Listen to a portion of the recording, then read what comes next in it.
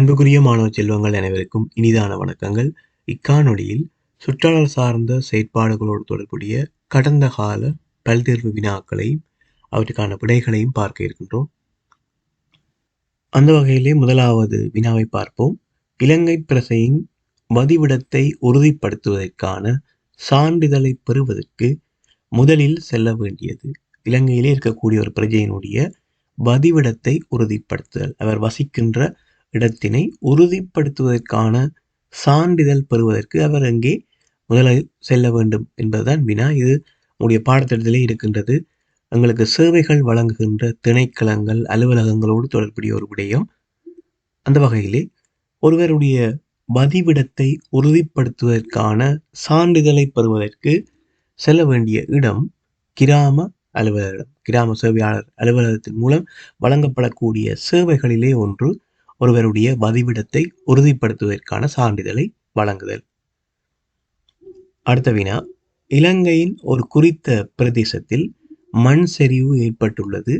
அப்பிரதேசத்திலிருந்து மக்களை விரைவாக வெளியேறுமாறு அறிவுறுத்துவதற்கு மிகவும் உகந்த ஊடகம் எது? நன்றாக வினாவை அவதானித்துக் கொள்ளுங்கள். இலங்கையினுடைய ஒரு குறித்த பிரதேசம், அதாவது இலங்கை முழுவதும் அல்ல, ஒரு குறித்த பிரதேசத்திலே தான் மண் சரிவு ஏற்பட்டிருக்கின்றது. அந்த பிரதேச மக்களை விரைவாக வெளியேறுவதற்கு நாங்கள் அறிவுறுத்த வேண்டுமாக இருந்தால் எந்த ஊடகத்தை பயன்படுத்தக்கூடியதாக இருக்கும், மிகவும் பொருத்தமானதாக இருக்கும் என்ற வகையில் பார்க்கின்ற போது தரப்பட்ட விடைகளிலே ஒலிபெருக்கி மிக உகந்த ஊடகமாக இருக்கும். அதே நேரம் இலங்கை முழுவதும் இருக்கக்கூடிய மக்களுக்கு மிக விரைவாக ஒரு செய்தியை தெரிவிக்க வேண்டுமாக இருந்தால் மிகவும் உகந்த ஊடகம் வானொலியாக இருக்கும். இலங்கை முழுவதுமே உடனடியாகவே தெரியப்படுத்துவதற்கு தரப்பட்ட விடைகளிலே வானொலி மிக பொருத்தமாக இருக்கும். ஆனால் வினாவானது ஒரு குறிப்பிட்ட பிரதேச மக்களுக்குரியதாக, குறிப்பிட்ட பிரதேசத்திலே இருக்கக்கூடிய அனர்த்தம் சார்ந்து மிக உடனடியாக ஒரு விழிப்புணர்வினை ஏற்படுத்துவதற்காக பயன்படுத்தக்கூடிய ஊடகம் சார்ந்தே வினா கேட்கப்பட்டிருக்கின்றது. அடுத்த வினாவை அவதானிங்கள். பொலித்தீன் பற்றிய பின்வரும் கூற்றுக்களில் பிழையான கூற்றை தெரிவு செய்க. பிழையான கூற்று, ஆகவே பொலித்தீனோடு தொடர்புடைய சரியான கூற்றுக்கள் விடையிலே 2 இருக்கின்றன என்பதை முதலிலே விளங்கிக் கொள்ள வேண்டும். முதலாவது விடையை பார்ப்போம். பொலித்தீனை எரிக்கும் போது வெளியேறும் நச்சுவாயு நோய்களை உண்டாக்குகிறது. இது மிக சரியான கூற்று. பொலித்தீன் சார்ந்து இருக்கக்கூடிய ஒரு சரியான கூற்று. பொலித்தீனை எரிக்கும் போது வெளியேறக்கூடிய அந்த நச்சுவாயுக்கள் எங்களுக்கு நோய்களை ஏற்படுத்தும், நோய்களை உண்டாக்கும். இரண்டாவது விடை, பொலித்தீன் விரைவாக உக்குவதற்கு மண் உதவுகின்றது. இது ஒரு தவறான கூற்று. உங்களுக்கு தெரியும், பொலித்தீன் உக்கலடையாத, அதாவது உக்குவதற்கு சிரமப்படுகின்ற ஒரு பொருளாக இருக்கின்றது, உக்கலடையாத ஒரு பொருளாக காணப்படுகின்றது. ஆகவே இந்த கூற்று தவறாக இருக்கின்றது. மூன்றாவது கூற்றினை பார்ப்போம். கைவிடப்பட்ட உணவு உள்ள பொலித்தீனை உண்பதால் விலங்குகள் இறக்கின்றன. இது ஒரு சரியான கூற்று. பிராணிகள் எதிர்நோக்குகின்ற பிரச்சனைகளிலே, பொலித்தீன்கள் சார்ந்து பிராணிகள் எதிர்நோக்குகின்ற பிரச்சனைகளிலே இது ஒரு மிக முக்கியமான ஒரு பிரச்சனையாக காணப்படுகிறது. ஆகவே பொலித்தீன் சார்ந்து இங்கே இருக்கக்கூடிய பிழையான கூற்றாக இரண்டாவது கூற்று அமைகின்றது. ஏனைய 2 கூற்றுகளும் சரியான கூற்றுகளாக இருக்கின்றன. அடுத்த வினா, மகாவலி கங்கை கடலுடன் சங்கமமாகும் இடத்திற்கு அண்மையில் அமைந்துள்ள நகரம். அண்மையில் அமைந்துள்ள நகரம் திருகோணமலை. ஏனெனில் திருகோணமலை மாவட்டத்திலே திருகோணமலை நகரத்தின் ஊடாகத்தான், நகரத்திற்கு அண்மையிலே தான் மகாவலி கங்கை கடலோடு சங்கமம் ஆகின்றது. ஆகவே மிகச்சரியான விடை திருகோணமலை. அடுத்த வினாவை அவதானித்துக் கொள்ளுங்கள். சைக்கிளின் பின்புற சேறுதடுப்பானில் சிவப்பு நிற ஒளித்தெறி, அதாவது டெயில் லைட்னு சொல்வார்கள், ஒளித்தெறி பொருத்தப்பட்டிருப்பதன் காரணம். முதலாவது விடையை பாருங்கள். இரவில் நடந்து செல்பவர்களின் பாதுகாப்பிற்காக, இரவில் பாதைக்கு குறுக்காக செல்பவர்களின் பாதுகாப்பிற்காக, இரவில் பின்புறம் வரும் வாகனங்களுக்கு தெரிய வேண்டும் ஆதலால். ஆகவே இந்த 3 விடைகளிலே மிக பொருத்தமான மிகச் சரியான விடை மூன்றாவது விடை. சைக்கிளிலே பயணிப்பவர்கள் பயணிக்கின்ற போது பின்புற சேறு தடுப்பானிலே சிவப்பு நிற அந்த ஒளித்தெறி இருப்பதற்கான காரணம், சைக்கிளுக்கு பின்னாலே வரக்கூடிய வாகனங்களுக்கு அந்த வாகனங்களுக்கு முன்னே ஒரு சைக்கிள் செல்கின்றது என்பதை தெரியப்படுத்துவதற்காக அந்த ஒளித்தெறி பொருத்தப்பட்டிருக்கின்றது. ஒருவருடைய பாதத்தில் துருப்பிடித்த ஆணி குத்தினால் அவருக்கு தாமதமின்றி குடிக்க கொடுப்பதற்கு உகந்த மருந்து. இது பெரும்பாலும் வீடுகளிலே பார்த்திருப்பீர்கள், மரமஞ்சள் அவித்து கொடுப்பார்கள். மரமஞ்சள் அவித்து கொடுப்பார்கள். ஆகவே மிக சரியான விடை மரமஞ்சள். அடுத்த வினாவை அவதானித்துக் கொள்ளுங்கள். மருத்துவரினால் நோயாளிக்கு விதிக்கப்படும் மருந்தை குடிக்கும் முன்பாக கருத்தில் கொள்ள வேண்டிய முக்கிய விடயம். இது மிக முக்கியமான ஒரு வினாவாக காணப்படுகிறது. ஒரு விழிப்புணர்வு சார்ந்த ஒரு வினாவாக இருக்கின்றது.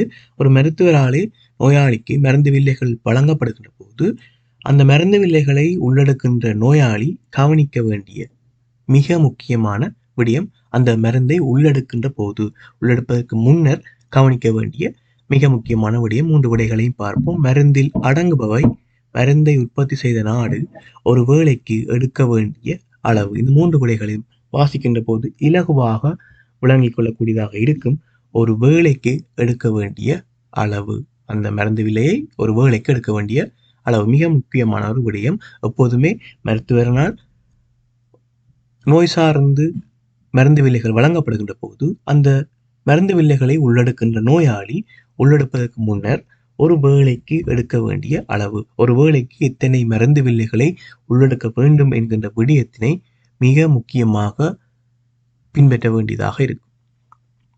அடுத்த வினா, இலங்கை அமைந்திருப்பது இந்தியாவுக்கு தெற்கே. இந்தியாவுக்கு தெற்கே. அதே நேரம் இலங்கைக்கு வடக்கே இந்தியா அமைந்துள்ளது. இலங்கைக்கு வடக்கே இந்தியா அமைந்துள்ளது. இந்தியாவுக்கு தெற்கே இலங்கை அமைந்துள்ளது. அடுத்த வினா, தண்டுகோதி புழுவினால் தாக்கப்படும் தாவரம் எது? தண்டுகோதி புழுவினால் தாக்கப்படக்கூடிய தாவரம் தரப்பட்ட 3 தாவரங்களிலே நெல். அதிக அளவிலே பாதிக்கப்படுவது நெல். அடுத்த வினாவை அவதானித்துக் கொள்ளுங்கள். டெங்கு நோய் தொடர்பான பின்வரும் கூற்றுக்களிடையே பிழையான கூட்டை தெரிவு செய்க. பிழையான கூற்று. ஆகவே 2 சரியான கூற்றுக்கள் 3 விடைகளிலே இருக்கின்றன என்பதை நினைவில் கொள்ளுங்கள். முதலாவது கூட்டை பார்ப்போம்.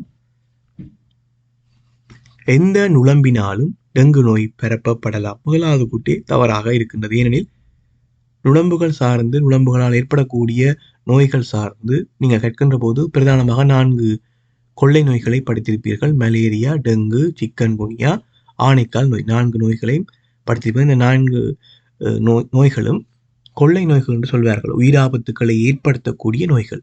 எப்பொழுதுமே உயிராபத்துக்களை ஏற்படுத்தக்கூடிய நோய்களை பொதுவாக கொள்ளை நோய்கள் என்று சொல்வார்கள்.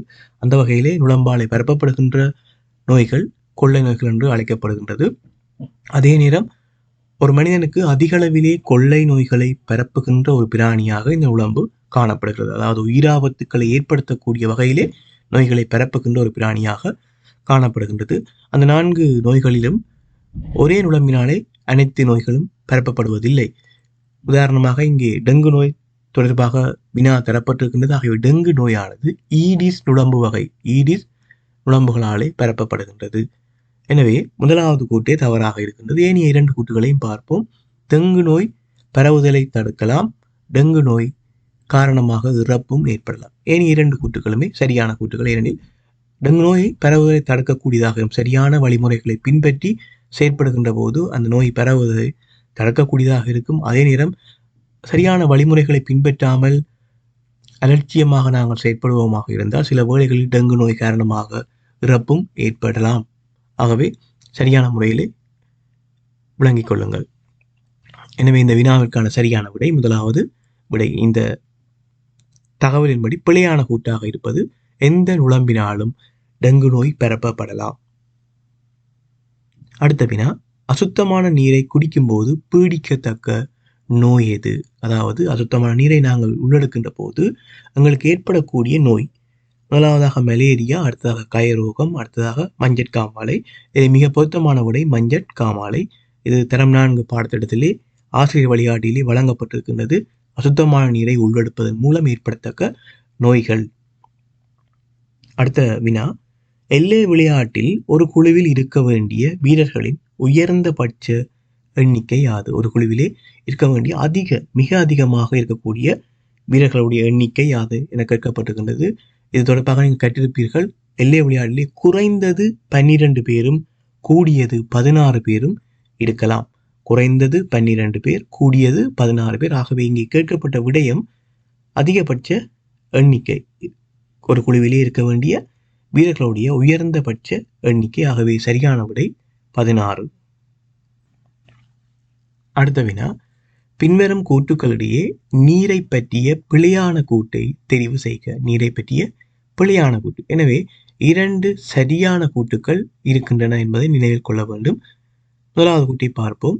நீருக்கு நிச்சயமான வடிவம் இல்லை. இது சரியான கூட்டு. ஏனெனில் நீருக்கு குறித்த வடிவம் இல்லை என்று படித்திருப்பீர்கள். அதை செயற்பாடு ரீதியாக செய்து பார்த்திருப்பீர்கள். நீர் ஊற்றப்படுகின்ற பாத்திரத்தின் வடிவத்தை பெற்றுக்கொள்ளும் என்பது தொடர்பான செயற்பாட்டிலே இந்த விடயத்தை கற்றிருப்பீர்கள். நீருக்கு நிச்சயமான ஒரு குறித்த வடிவம் கிடையாது. ஆனால் நீர் ஊற்றப்படுகின்ற பாத்திரத்திலே, எந்த பாத்திரத்தில் நாங்கள் நீர் ஊற்றுகின்றோமோ அந்த பாத்திரத்தினுடைய வடிவத்தை பெற்றுக்கொள்ளும்.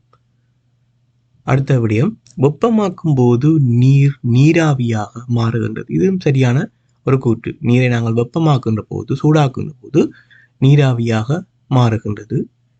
வெப்பநிலை அதிகரிக்கும் போது சீனி நீரில் கரைதல் கடினமாகும். இது ஒரு தவறான கூற்று. ஏனெனில் நீரினுடைய வெப்பநிலை அதிகரிக்கின்ற போது சொல்லப்படுகின்ற விடயம் என்னன்னு சொன்னால், நீரை சூடாக்குகின்ற போது, நல்ல சூடான நீரிலே சூடு அதிகரிக்கின்ற போது சீனி கரைதல் இலகுவாக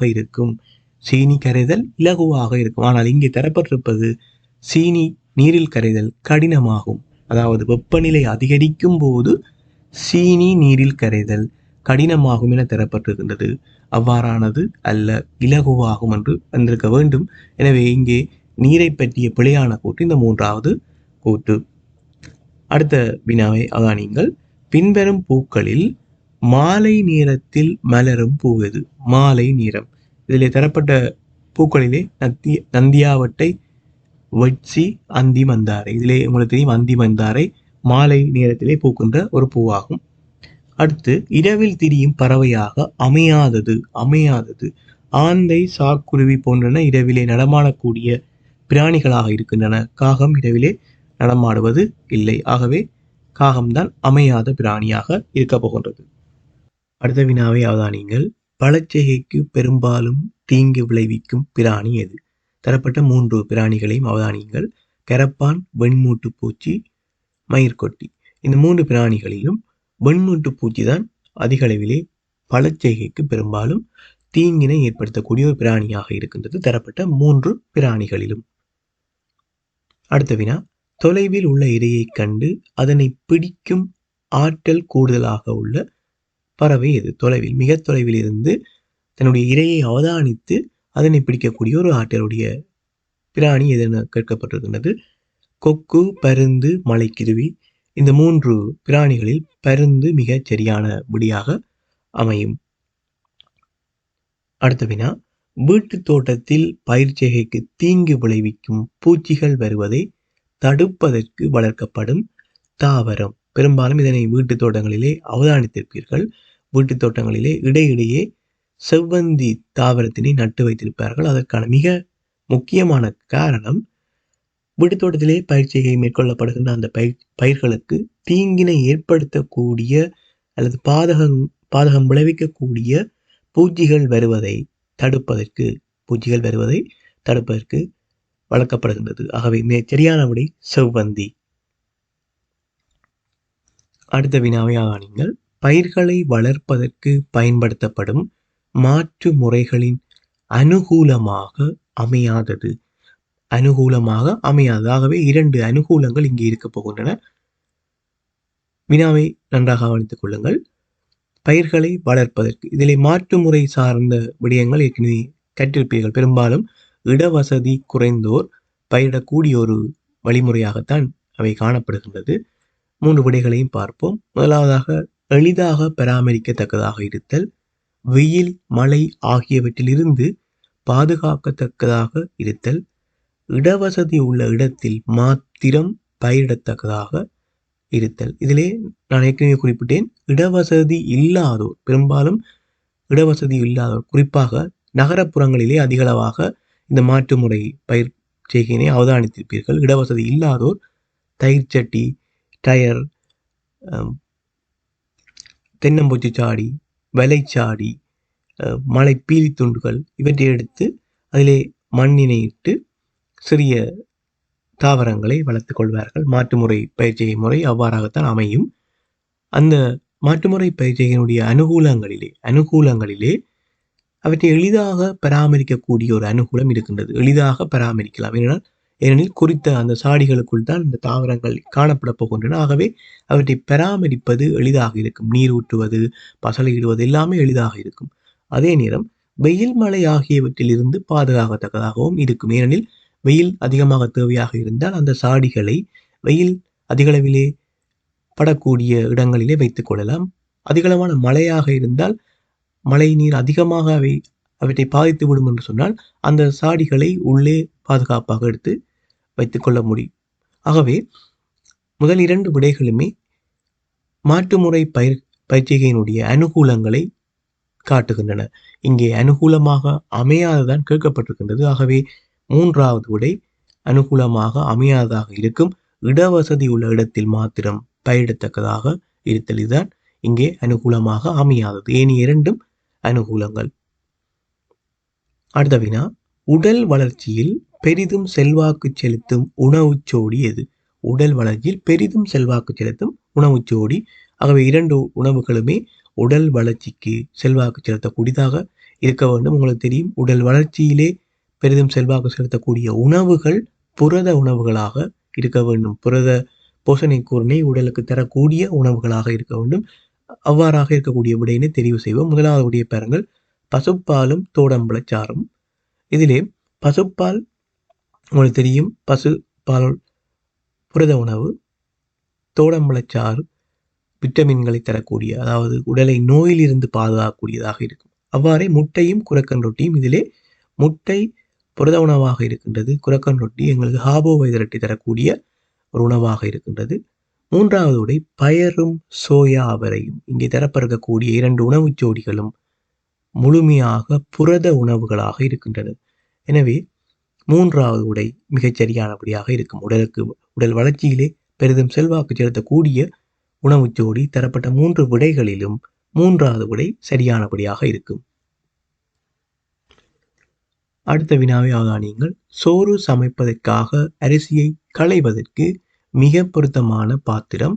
தரப்பட்ட 3 விடைகளிலும் அரிக்குஞ்சட்டி மிகச்சரியான விடையாக அமையும். அடுத்த வினா, அசுத்த நீரை பயன்படுத்துவதால் ஏற்படத்தக்க நோய். அசுத்த நீரை பயன்படுத்துவதால் ஏற்படத்தக்க நோயாக இங்கே வாந்தி பேதி காணப்படுகின்றது. ஏனைய 2ம் நுளம்பாலே பரவுகின்ற நோயாக இருக்கின்றது, டெங்கு மற்றும் மலேரியா. ஏற்கனவே நீங்கள் இதே காணொலியிலே இதே வினா முன்னர் பார்த்திருப்பீர்கள். ஆகவே உங்களுக்கு விளங்கியிருக்க வேண்டும். இந்த வினா இந்த காணொலியிலே 2 தடவைகள் வந்திருக்கின்றது. இந்த காணொலியை நான் 2 தடவை வினாவை இங்கே வழங்கியிருக்கின்றேன், வேறுபட்ட விடைகளோடு. ஆகவே விளங்கிக் கொள்ள வேண்டிய விடயம், சில பகுதிகள் மீண்டும் மீண்டும் பரீட்சையிலே குறிப்பாக இடம்பெற்று கொண்டிருக்கின்றன. அடுத்த வினா, தண்டில் காய்க்கும் தாவரம் எது? தண்டில் காய்க்கும் தாவரம். தரப்பட்ட 3 விடைகளிலே விளிம்பி தண்டில் காய்க்கக்கூடிய தாவரமாக இருக்கின்றது. அடுத்த வினா, பின்வருவனவற்றில் புரதம் அதிக அளவில் உள்ள உணவு எது? 3 விடைகளையும் பார்ப்போம். நிலக்கடலை, கிராமணி பயறு, கேரட். இந்த 3 விடைகளிலும் நிலக்கடலை கொழுப்பு போஷணை குறை தருகின்ற, கொழுப்பு உடலுக்கு சக்தியை தரும். 2வதாக கிராமணி பயறு ஒரு புரத உணவு, உடலுக்கு வளர்ச்சியை தரும். கேரட் உடலை நோயிலிருந்து பாதுகாக்கும் உணவு. ஆகவே இங்கே புரதம் அதிக அளவில் உள்ள உணவு தான் கேட்கப்பட்டிருக்கின்றது. எனவே சரியான விடை கிராமணி பயறு. அடுத்த வினாவை அவதானித்துக் கொள்ளுங்கள். பரிசோதனை செயற்பாடோடு தொடர்புடைய ஒரு வினா இங்கே தரப்பட்டிருக்கின்றது. சூரிய ஒளி நன்றாக விழும் இடத்தில் ஒரு மரத்தின் கிளை ஒரு பரிசோதனைக்காக பொலித்தீன் பையினால் மூடி கட்டி வைக்கப்பட்டது. ஏறத்தாழ 1 மணித்தியாலத்துக்கு பின்னர் அதனை அவதானித்த போது எவ்வாறான முடிவு எங்களுக்கு கிடைத்திருக்கும் என்பது தொடர்பாக 3 விடைகள் இங்கே வழங்கப்பட்டிருக்கின்றன. ஒன்று, அதன் இலைகள் வாடி இருக்க காணப்பட்டன. இலைகள் ஓரளவு மஞ்சள் நிறமாக காணப்பட்டன. பையினுள்ளே சிறிய நீர்த்துளிகள் படிந்திருக்க காணப்பட்டன. இந்த 3 விடைகளிலே, 3 அவதானங்களிலே எதனை நாங்கள் பார்த்திருக்கக்கூடியதாக இருக்கும் என்பதுதான் வினா. இந்த செயற்பாட்டினை நீங்கள் நிச்சயமாக வகுப்பாசிரியர் ஊடாக செய்து பார்த்திருப்பீர்கள். அந்த செயற்பாட்டிலே பையினுள்ளே சிறிய நீர்த்துளிகள் படிந்திருக்க காணப்பட்டன. அதாவது அந்த செயற்பாட்டின் ஊடாக நீங்கள் அவதானிக்கக்கூடிய மிக சரியான விடையாக, சரியான அவதானமாக பையினுள்ளே சிறிய நீர்த்துளிகள் காணப்படுவதை அவதானித்திருப்பீர்கள். அதற்கான காரணம், சூரிய ஒளி நன்றாக படுகின்ற போது இலைகளில் இருந்து நீர்த்துளிகள் நீராவியாக வெளியேறிக் கொண்டிருக்கும். இலைகளில் இருந்து நீராவியாக நீர் வெளியேறிக் கொண்டிருக்கும். இதனை அவதானிப்பதற்கு, இது நாங்கள் இவ்வாறு பொலித்தீன் பையினாலே முடிக்கட்டி அவதானிக்கின்ற போதுதான் இலகுவாக அந்த நீர்த்துளிகளை அவதானிக்கக்கூடியதாக இருக்கும். அல்லாது போனால் பழமையாக இலைகளில் இருந்து நீராவியாக வெளியேறிக்கொண்டே இருக்கும். அது எங்களுடைய பார்வையிலே தெரியாமல் இருக்கலாம். ஆனால் அதனை சரியாக நாங்கள் இனங்காண்பதற்காக, அவ்வாறு செயற்படுகின்றதா என்பதை பார்ப்பதற்காகவே நன்றாக சூரிய ஒளி படக்கூடிய ஒரு கிளையினை தெரிவு செய்து பொலித்தீன் பையினாலே மூடி கட்டுகின்றோம். ஆகவே இந்த செயற்பாட்டில் இருந்து இலைகளில் இருந்து நீராவியாக வெளியேறுகின்றதை அவதானிக்கக்கூடியதாக இருக்கும். ஆகவே அன்புக்குரிய மாணவ செல்வங்களே, இந்த காணொளியிலே நான் வழங்கியிருக்கக்கூடிய 25 வினாக்களும் கடந்த கால பரீட்சை வினாத்தாள்களில் இருந்து எவ்வாறாக சுற்றாடல் சார்ந்த செயற்பாடுகளிலே எவ்வாறு வினாக்கள் வந்திருக்கின்றன என்பதை தெளிவுபடுத்துவதற்காக இந்த வினாக்களை இங்கே வழங்கி இருக்கின்றேன். நீங்கள் ஒவ்வொரு வினாக்களையும் பார்க்கின்ற போது உங்களால் இலகுவாக இன்னொரு விடயத்தை வழங்கிக் கொள்ளக்கூடியதாக இருக்கும். பெரும்பாலும் குறிப்பிட்ட பகுதிகளிலே அடிக்கடி வினாக்கள் வரக்கூடியதாக இருக்கிறது. குறித்த பகுதிகள், உதாரணமாக எமது உணவு என்கின்ற விடயத்தை எடுத்துக்கொண்டால், உணவு சார்ந்து, போசனைக்கூறுகள் சார்ந்து அடிக்கடி வினாக்கள் வருகின்றன. அதே நேரம் நோய்கள் சார்ந்து, அதே நேரம் முதலுதவிகள் சார்ந்து, இவ்வாறாக சில பகுதிகள் நிச்சயமாக இடம்பெறக்கூடிய பகுதிகளாக இருக்கும். ஏனெனில் 16 கருப்பொருட்கள் சுற்றாடல் சார்ந்த செயற்பாடுகளிலே காணப்படுகின்றன. எனவே இந்த 16 கருப்பொருட்களையும் சார்ந்தே 30 வினாக்கள் வடிவமைக்கப்படுகின்ற போது சில கருப்பொருட்களில் இருந்து ஒன்றுக்கும் மேற்பட்ட வினாக்களை எடுத்துக்கொள்வார்கள். ஆகவே முக்கியமான அந்த பகுதிகளை தெரிவு செய்து கூடுதலான விடயத்தை கற்று வைத்துக் கொள்ளுங்கள். மீண்டும் இன்னொரு காணொளியை சந்திக்கின்றேன். நன்றி.